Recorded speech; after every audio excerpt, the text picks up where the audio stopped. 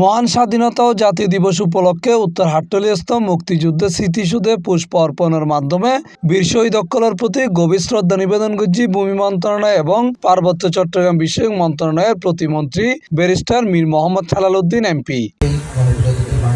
শ্রদ্ধা শেষে প্রতিমন্ত্রী হয়ে মহান স্বাধীনতা দিবসে আর মূল লক্ষ্য শহীদসকলের স্বপ্নের সাম্য, মানবিক মর্যাদা ও সামাজিক সুবিচার নিশ্চিত করা। দেশপ্রেমর শক্তিতে বলিয়ান এরা একখান শোষণমুক্ত ও সমৃদ্ধ বাংলাদেশ গড়ে তোলা। এই সময় পুলিশের ঊর্ধ্বতন কর্মকর্তাসকল মুক্তিযুদ্ধের স্মৃতিসৌধে পুষ্প অর্পণ করছি।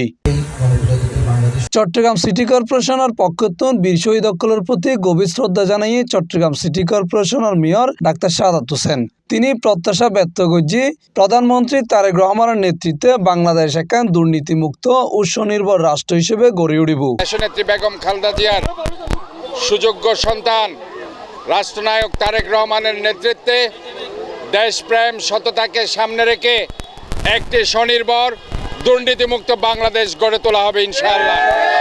বৃহস্পতিবার মার্চ 26 তারিখ সূর্যোদয়ের পরে নগরীর মুক্তিযুদ্ধ স্মৃতিস্তম্ভে পুষ্প অর্পণের মাধ্যমে শ্রদ্ধা জানিয়ে মেয়র এই সময় তিনি মহান মুক্তিযুদ্ধে শহীদসকলের আত্মত্যাগের হতা গভীর কৃতজ্ঞতার লগে স্মরণ করছি।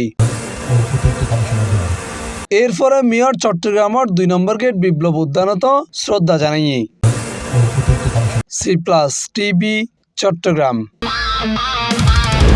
Splash into wonder, ride the waves, feel the thrill where adventure stays. Slide through magic, drift away. Boys Lake, sea, world, come and play. তোমার স্বপ্নের পানির রাজ্য এখানে ফয়েজ লেক সি ওয়ার্ল্ড, যেখানে ওয়াটার মানে অ্যাডভেঞ্চার।